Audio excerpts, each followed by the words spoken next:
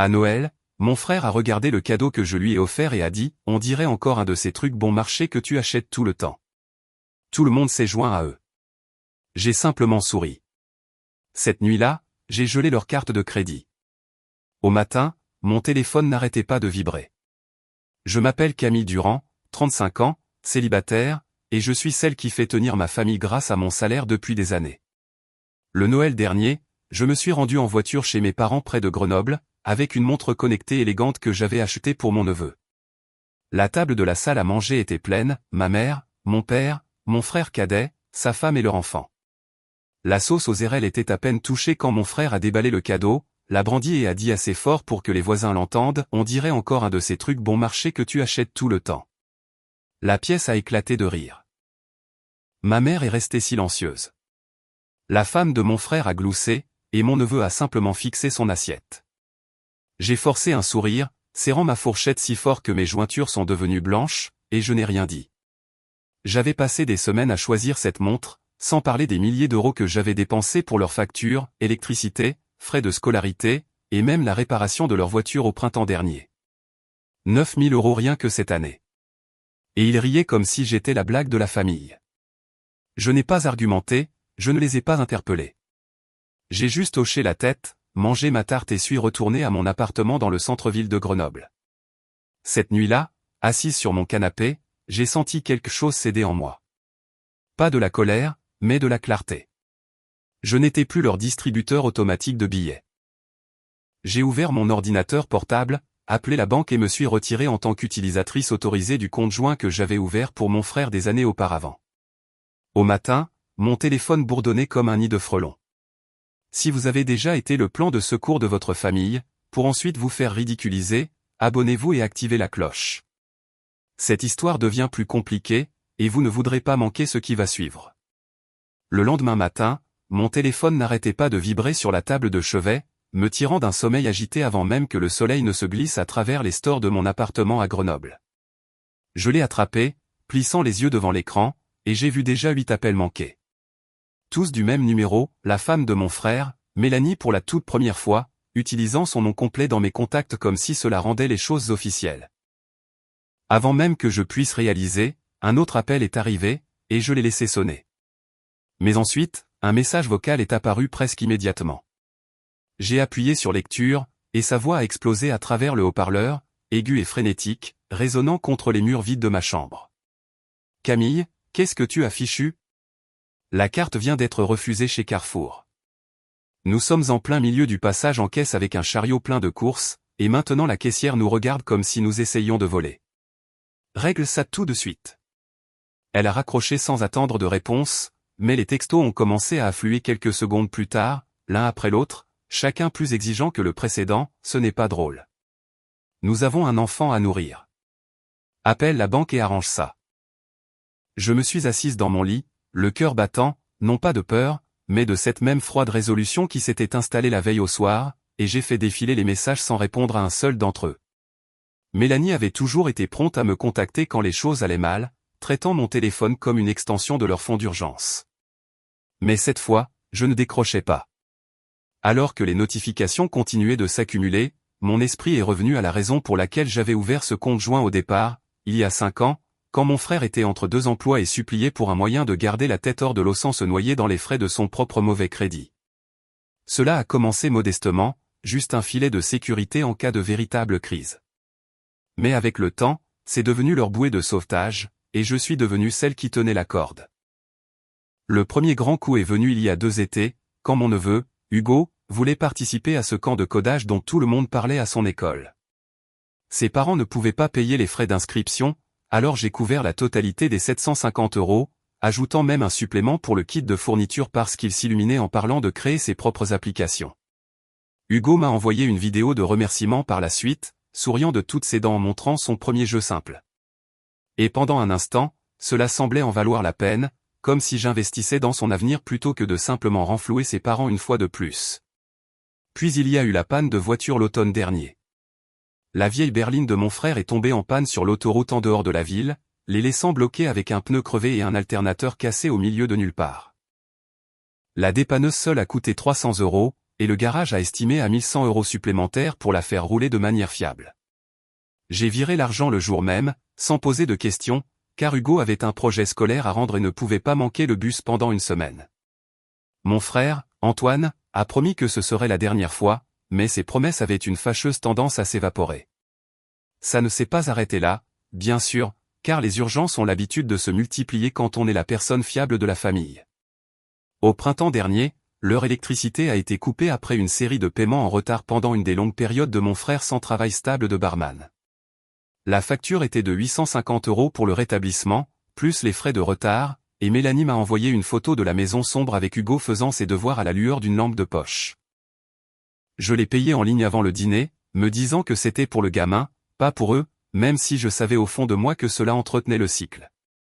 Et les fournitures scolaires chaque mois, d'où sac à dos, ordinateur portable, calculatrice qui s'élevait à 650 € supplémentaires chaque année, toujours présentée comme « juste pour cette fois », parce que les notes d'Hugo chutaient sans les bons outils.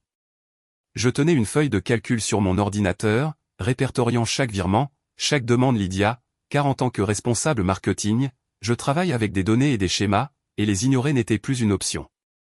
En faisant le calcul dans ma tête ce matin-là, les chiffres me fixaient comme une accusation, plus de 9000 € au cours des 12 derniers mois seulement, injectés dans leur vie pendant que la mienne restait en suspens.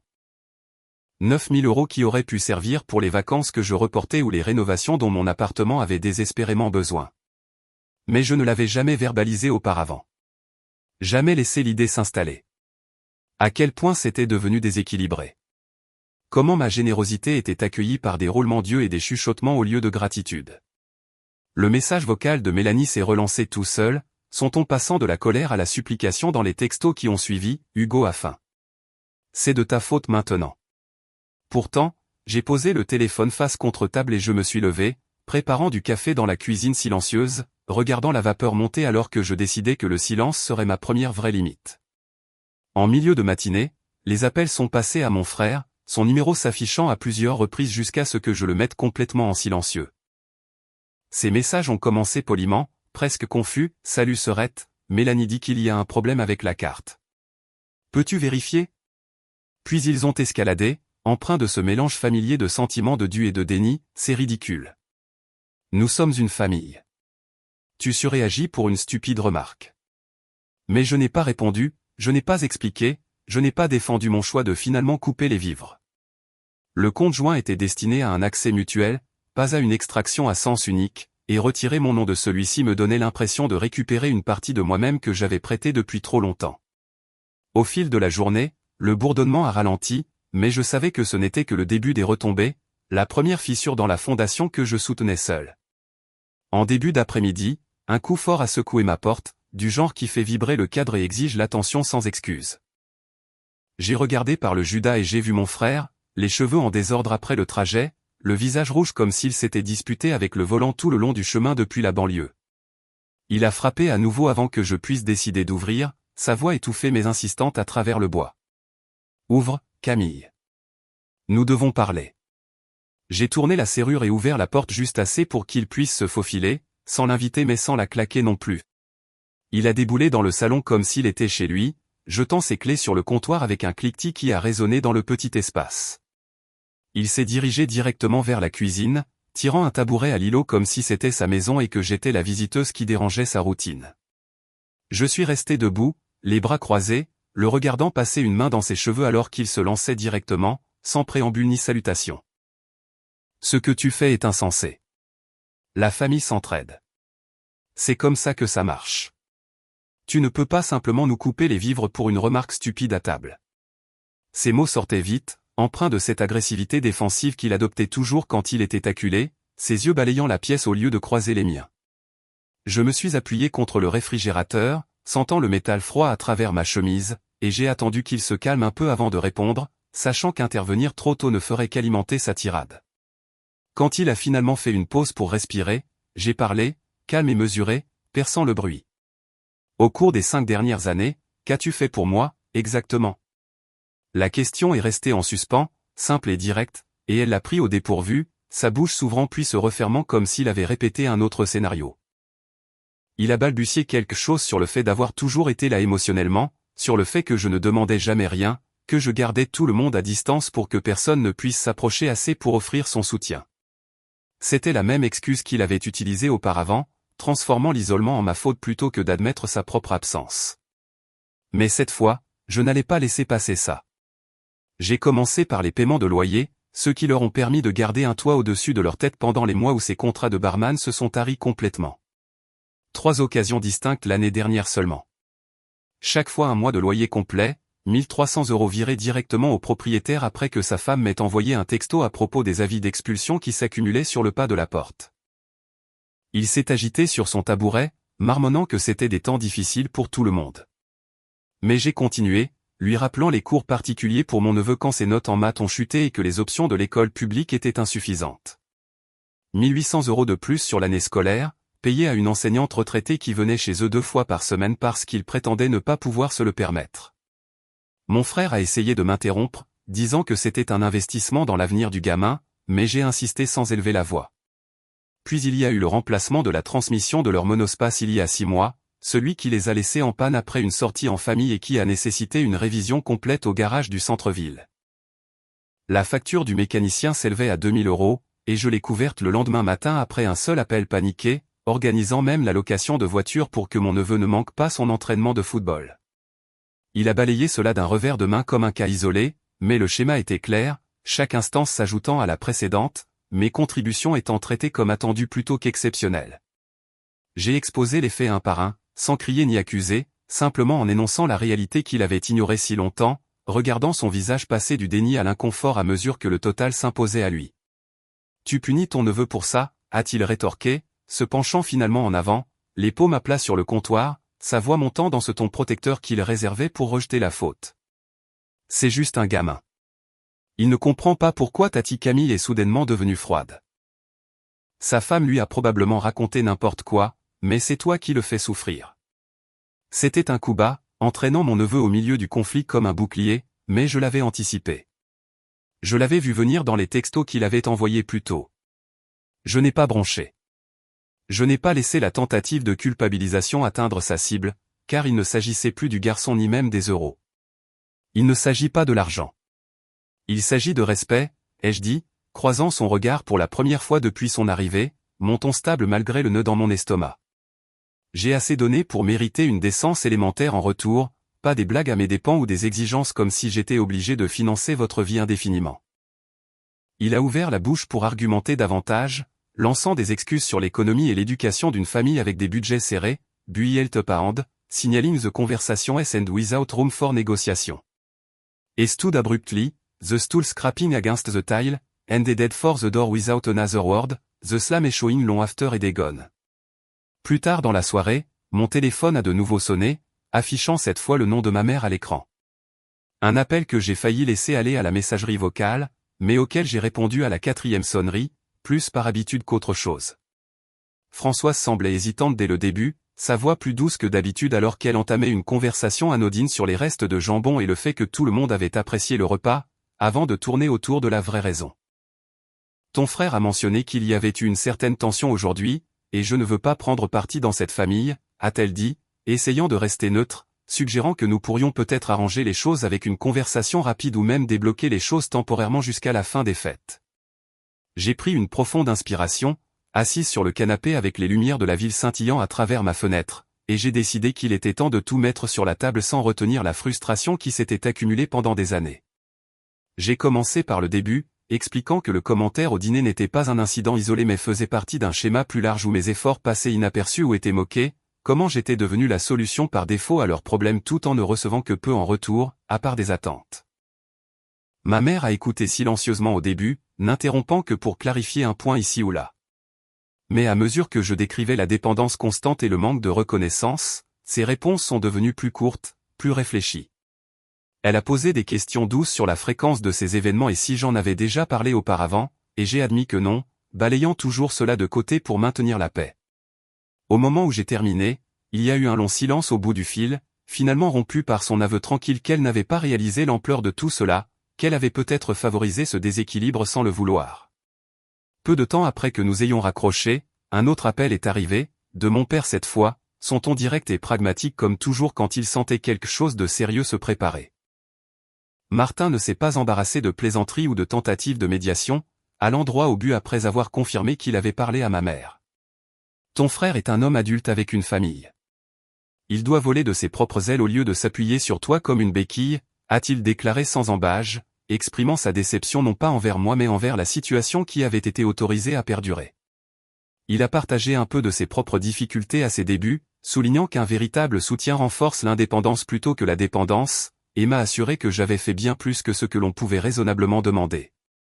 Entendre cette validation de sa part a levé un poids que je n'avais pas pleinement reconnu, renforçant l'idée que fixer des limites n'était pas égoïste, mais nécessaire pour le bien de tous. Les 3 jours suivants se sont déroulés dans un calme inhabituel. Mon téléphone est resté principalement silencieux, à l'exception des courriels professionnels et de quelques notifications d'applications, une pause bienvenue par rapport aux demandes constantes qui étaient devenues le bruit de fond de ma vie.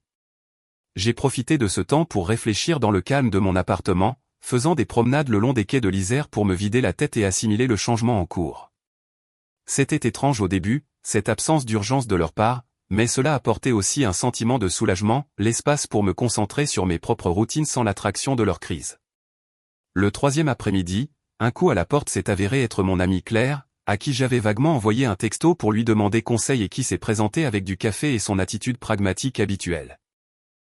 En tant qu'avocate en droit de la famille, elle a écouté attentivement alors que nous étions assises à la table de la cuisine, moi lui racontant les événements récents dans les grandes lignes sans entrer dans les détails de chaque transaction passée. Claire a hoché la tête, sortant un carnet pour prendre des notes, et m'a conseillé de commencer un journal détaillé de tous les virements précédents dates, montant et motifs expliquant que cela créerait un dossier clair si les choses dégénéraient en litige sur les responsabilités partagées ou les réclamations.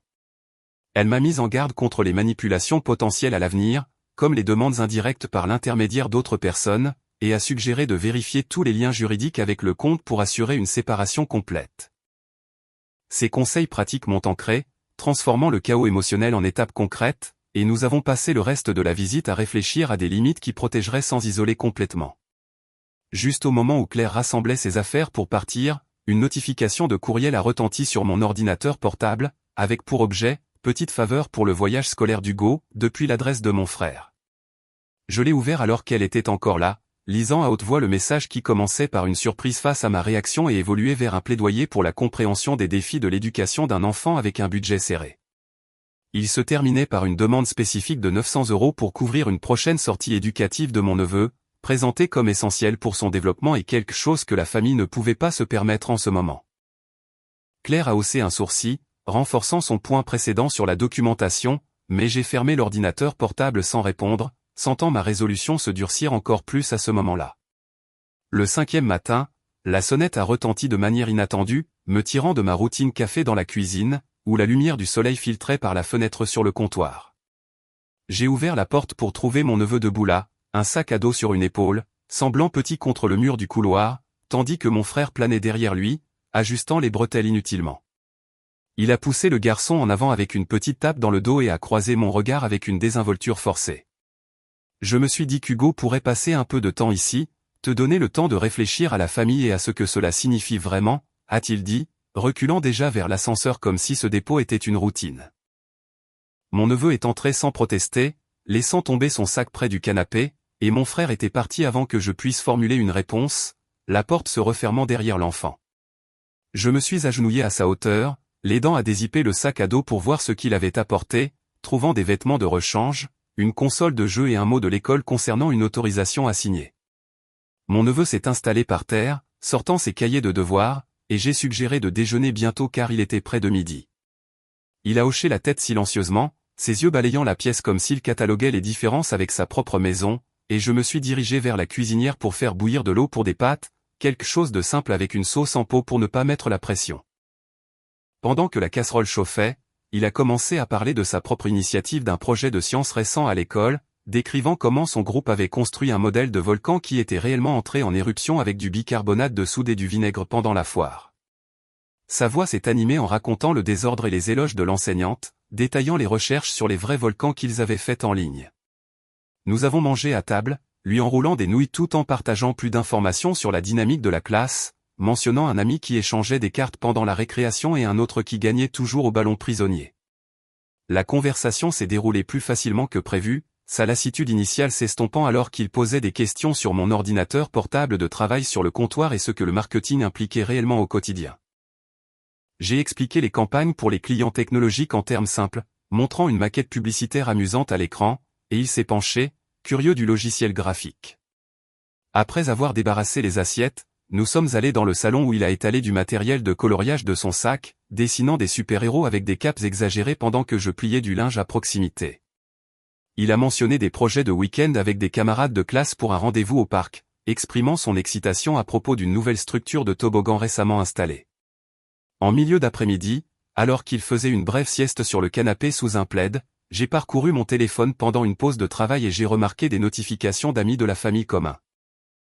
Sa femme avait publié une série de stories, des photos sombres d'une table de dîner vide, le dessin d'un enfant déchiré en deux, légendé avec des phrases comme « Quand la famille vous tourne le dos » et « Certaines personnes oublient ce que signifie la loyauté ». Les implications étaient claires, même sans nom, j'étais la tante égoïste les abandonnant dans leurs besoins. Une publication de suivi de mon frère est apparue peu de temps après, une tirade vague sur les gens qui pensent que l'argent pousse sur les arbres mais disparaissent quand on a besoin d'un vrai soutien, accompagné d'un emoji de cœur brisé. L'humiliation publique m'a blessé, surtout en sachant que mon neveu était sous mon toit pendant qu'il me peignait comme une personne sans cœur, mais j'ai mis les comptes en sourdine et posé le téléphone face contre table, refusant de laisser cela perturber la visite. À mesure que l'après-midi avançait, il est devenu plus à l'aise, se prélassant sur le tapis, zappant les chaînes de télévision jusqu'à tomber sur une rediffusion de dessins animés. Pendant une pause publicitaire, il s'est tourné vers moi soudainement avec une question qui portait une pointe de doute semée ailleurs. « Est-ce que la montre que tu m'as donnée vient d'un magasin à 1 euro ?» a-t-il demandé, tripotant le bracelet à son poignet, celui de Noël, qu'il portait encore quotidiennement. Les mots sont restés en suspens, innocents en surface mais chargés d'implications, et j'ai reconnu l'écho des conversations d'adultes qui l'avaient surprise, peut-être même alimentées par le récit en ligne qui se déroulait en temps réel.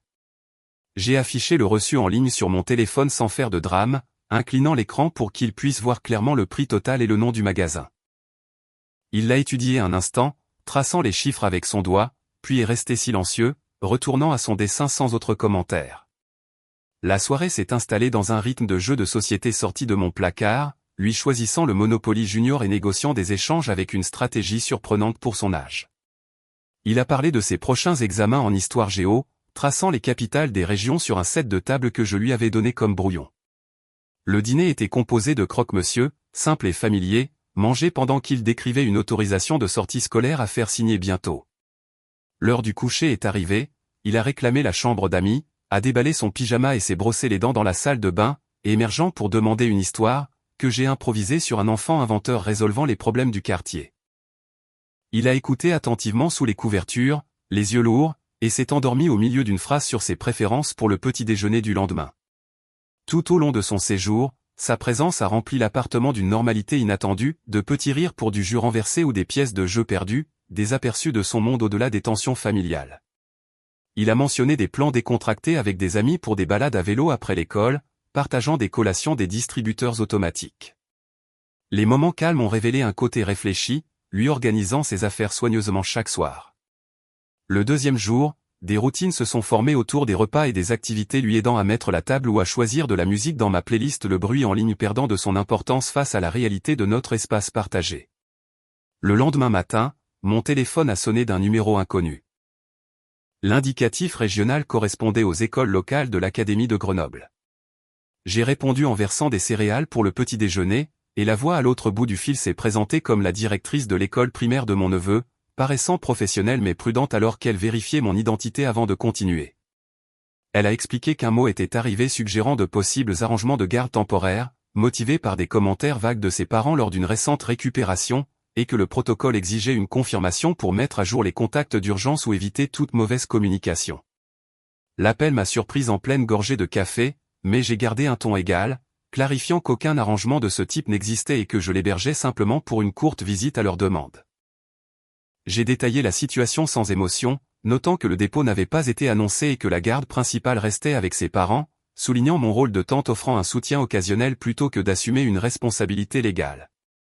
La directrice a posé des questions de suivi sur la durée et sur d'éventuels formulaires signés, que j'ai confirmés absents, et elle a apprécié l'explication directe, m'assurant que les dossiers reflèteraient des informations exactes à l'avenir.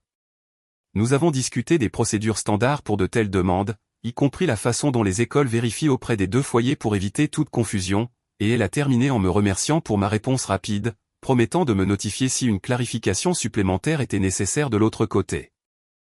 Mon neveu est resté dans l'embrasure de la porte pendant la conversation, écoutant avec un bol à la main, mais n'a rien dit jusqu'à ce que je raccroche et le rejoigne à table.